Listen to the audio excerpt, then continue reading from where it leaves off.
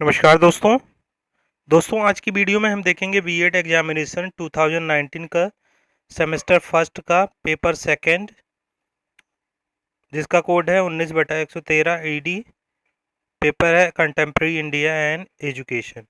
Total time है 3 our, maximum marks है 90 और 10 मार्क्स में से जो इंटरनल असेसमेंट के होते हैं वो दिए जाते हैं। तो attempt question from all section as per instruction. सभी खंडों से प्रश्नों के उत्तर निर्देशानुसार दीजिए। सेक्शन आ, खंड आ, very short answer type question है, अति लघु उत्तरीय प्रश्न।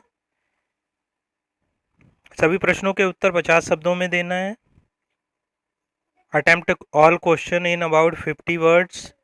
प्रत्येक 2 मार्क्स का है। कुल 10 क्वेश्चंस करने हैं आपको। तो स्टार्ट करते हैं दोस्तों। इससे पहले, वीडियो में आगे बढ़ने से पहले वीडियो को लाइक अवश्य करें और दोस्तों में भी शेयर करें। तो स्टार्ट करते हैं।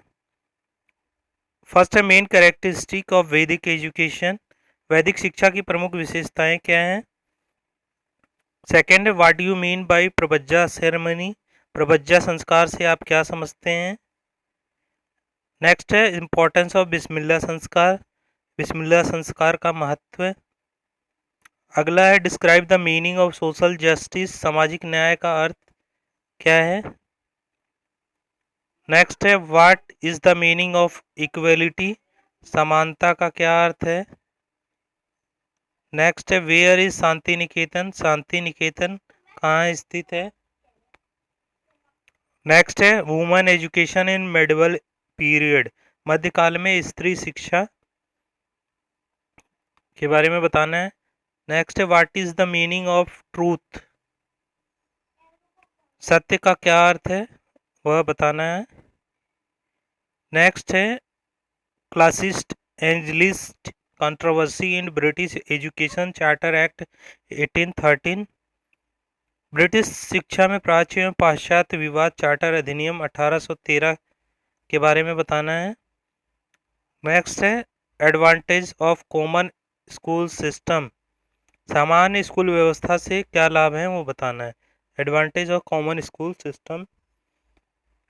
तो इस तरह से फर्स्ट पार्ट के कुल 10 प्रश्न पूरे होते हैं। अब खंड बा सेक्शन बी को देखते हैं। तो स्टार्ट करते हैं। सेक्शन बी खंड बा में शॉर्ट आंसर टाइप क्वेश्चन। इसमें लघु उत्तरीय प्रश्न है। 200 वर्ड में उत्तर देने हैं। सभी प्रश्नों के उत्तर देने हैं। प्रत्येक 8 मार्क्स का है। कुल 5 प्रश्न करने हैं आपको। तो इवेल्युएट वैदिस्टिक एजुकेशन। वैदिक कालीन शिक्षा का मूल्यांकन कीजिए। और अथवा में describe main objective of Buddhistic education. बौद्ध काल में बौद्धकालीन शिक्षा के प्रमुख उद्देश्यों का वर्णन करें। Explain education philosophy of Mahatma Gandhi. Mahatma Gandhi के शिक्षा दर्शन की व्याख्या करें। अथवा में है discuss J Krishnamurti view on aims of education curriculum and method of teaching. शिक्षा के उद्देश्य पाठ्यक्रम तथा शिक्षण विधि से जे कृष्णमूर्ति के विचारों का उल्लेख कीजिए। नेक्स्ट है what you understand by individual and social aim of education can balance establish between them. शिक्षा के वैयक्तिक व सामाजिक उद्देश्यों से आप क्या समझते हैं। क्या दोनों में संतुलन स्थापित हो सकता है। नेक्स्ट अथवा में है describe the right to education bill and its provision. शिक्षा के मूलाधिकार अधिनियम एवं उसके प्रावधानों का वर्णन कीजिए। नेक्स्ट है what is the meaning of filtration theory of education. शिक्षा के छनाई सिद्धांत का क्या अर्थ है उसको बताना है। नेक्स्ट अथवा में है discuss the role of teacher in social cultural changes. सांस्कृतिक परिवर्तनों में शिक्षक की भूमिका की विवेचना कीजिए।